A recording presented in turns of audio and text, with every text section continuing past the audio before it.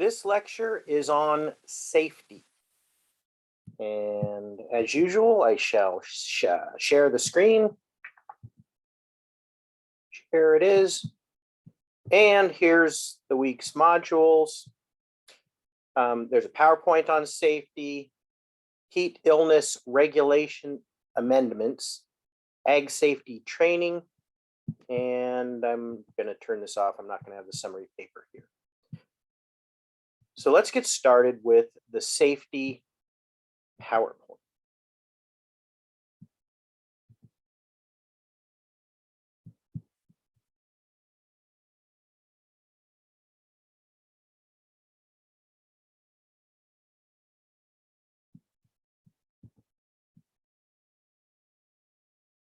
All right, there we go. So we're talking about worker safety, industrial safety here, not food safety, which is a different but somewhat related issue. So why do we worry about safety?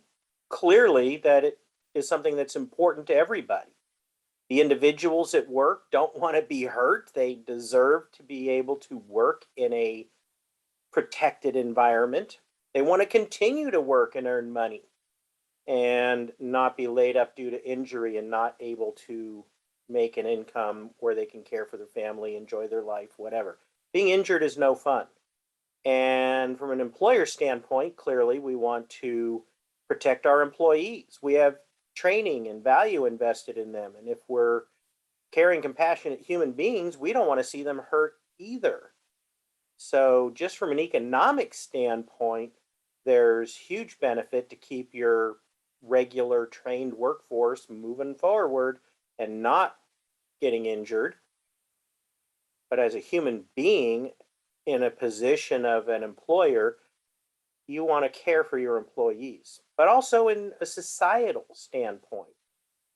What happens when we have injured workers? Well, they end up becoming dependent upon healthcare resources and other types of resources, and they're not contributing to the economic prosperity of the area. They are not making money, not making products, not making things, providing services that they otherwise would. And so it does have a slight drain on an economy, and over a number of individuals, that drain can be quite significant. We want people to be healthy. We want people to be safe. So you got to remember this. Guaranteed, you need to know, if it is not written down, it never happened, period. And that's an important thing to remember. In the eyes of the law, you can't just say, well, I trained my employees on that. They shouldn't have been hurt. Oh, what date did you have the training? Show me your training records. Oh, those are your training records. Where's the signatures of all of the employees? They're checking on my car warranty, no doubt. Anyway, where are the signatures of all the employees who attended that training?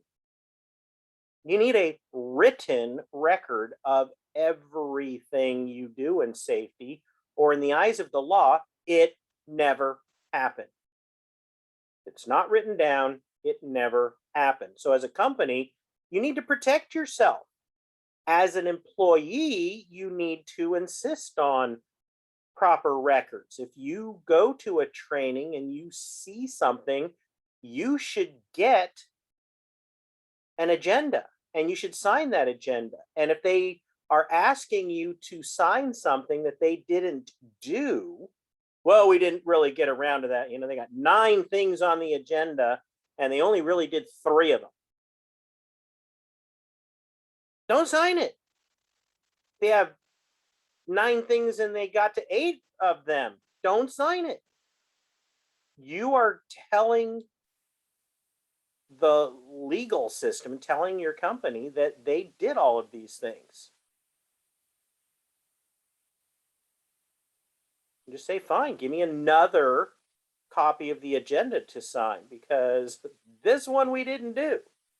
You got to be careful. As an employer, document everything. As an employee, make sure you're paying attention when you sign things. So, you are responsible wherever you are. Everybody is responsible for safety, whether you're the employer, whether you're a shift supervisor, whether you're one of the workers in a department. Everything you do, not just on a farm, but in a manufacturing facility, even in human resources and finance. Why do I have to worry about worker safety and finance? What do they do? Sit at a computer all day? Yeah, and they need a workstation that is comfortable and conducive to long-term health. You don't want bad chairs, bad computer workstations set up where people get things like carpal tunnel syndrome and other things that puts the company at a great liability.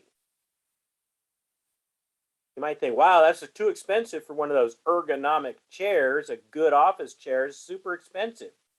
I got this one already in the back, this wooden piece of junk that's free. It's sitting right here. Sit in it, do your work. Or, a desk. Your computer workstation is a desk without a properly designed keyboard station. You're not supposed to work on a keyboard way the hell up here. You're supposed to work on a keyboard that is, what is it? I think it's like 4 to 8 inches above your lap or something. I forget exactly what it is, but it's supposed to be low. And the keyboard is supposed to be so that your hands, can't do that, you can see me here, that your hands are gently curved or straight. None of this, where you're on a keyboard and you're like this. That's part of worker safety. Everybody, everywhere, in every job deserves a safe, comfortable work environment. Period. And I guarantee you, the most expensive reasonable chair is way less expensive than a workers' comp claim. So, worker safety, the resources devoted to the task. You can see this person here is welding something underneath this truck. Looks like next to the gas tank. That sounds good. Let's weld next to the gas tank while it's propped up on 2x4s. So what amount of resources did this particular individual apply to the task? Well, a couple of 2x4s, a welder, and about 4 brain cells. You can't do things that are not safe. Poor decisions can be made at any moment. Absolutely freaking stupid. This is a broken ankle or a broken pelvis just waiting to happen. You find better solutions. There are always better solutions than spraying sparks all over highly explosive material. Not a good idea. Do employees stay safe on breaks and when they're off the clock? Bummer. Why lizards should never bungee jump. A lot of high-end employees, or you hear about it in sports, but even individuals high up in a company might have clauses in their contracts that say, no. You're not going to be a skydiver. You're not going to be a motorcycle racer. You're not going to do any of these things because you're too valuable to the company. And that's only special cases when you see those kinds of contracts because they tend to be controversial unless it clearly is somebody who the sports team or the company totally depends on and can't really be replaced in a reasonable fashion. And still, When your employees go home, do you want them to be thinking about safety too? Do you want this mindset? Employees who think about safety, even when they're not being forced to be safe, are more likely to be safe and thinking about safety on the job. And that doesn't mean that somebody who races motocross or climbs Half Dome, the face of Half Dome on their vacations, doesn't think about safety. But there's a difference in how certain people approach it. You want them to be safe so they can come back to work. So, what does it feel like if you are in charge of safety? So, there you see in a white jacket there in the middle, the safety manager and all of the obstacles in the way. There's so many things to think about. There's the ergonomic safety, like I talked about, or lifting properly in the warehouse. There's chemical safety, pesticide safety. There's safety around heavy machinery. There's electrical safety. There's safety when pedestrians are near forklifts, and on and on and on. There are so many different things that you have to think about, so many things you have to deal with, trainings and postings and repairs and maintenance that need to be made for safety purposes, purchasing of equipment and keeping that within your budget. And it can be a nightmare to be in charge of safety.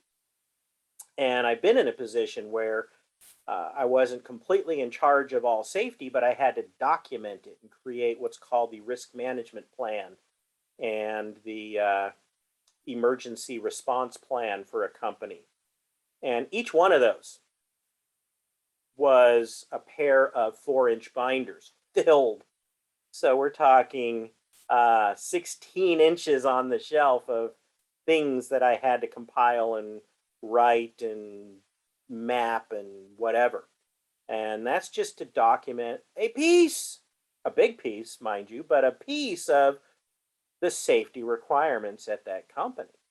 I wasn't involved in the day-to-day trainings of the workers in the field for proper safety when they're out there harvesting strawberries or transplanting or driving the tractor.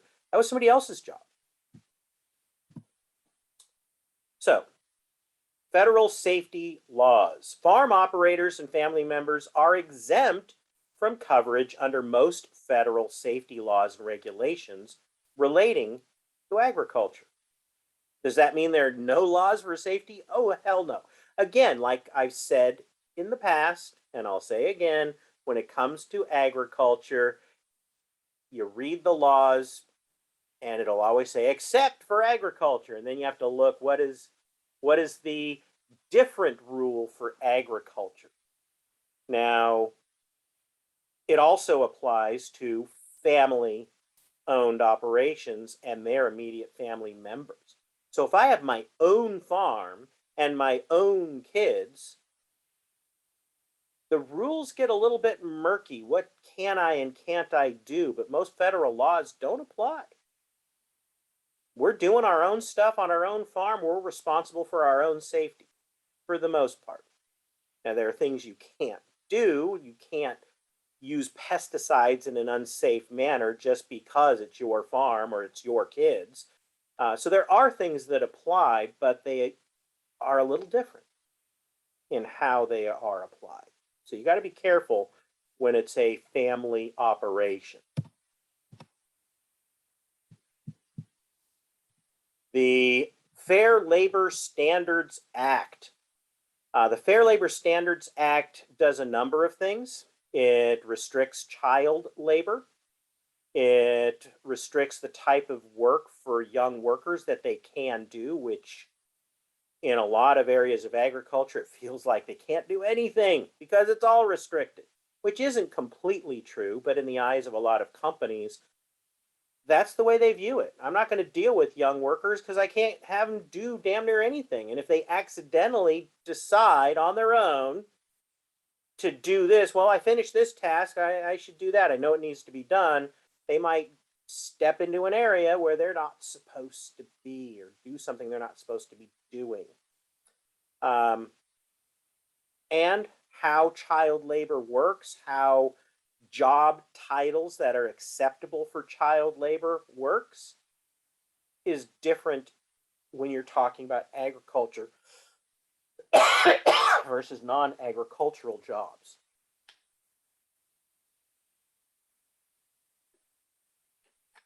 In general, most agricultural occupations are considered too dangerous for young workers. Now, where do you draw the line? It usually gets really dicey under the age of 16.